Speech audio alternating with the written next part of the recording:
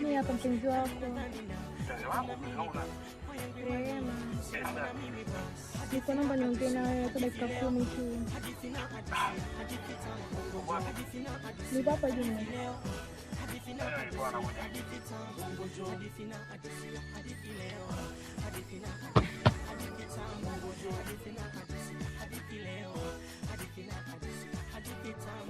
Around na matusi yote nilivumilia, wakiwemo marafiki wote wakishuhudia heshima ya mapenzi pale pale, japo hujaridhia.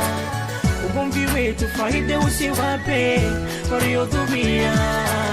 Kama kupenda ni dhambi ni basi, narudi zangu kwa Mola niombe radhi, kwani najisi kama mimi mkosaji niliyependa kwa mtoto wa kijiji. Na mimi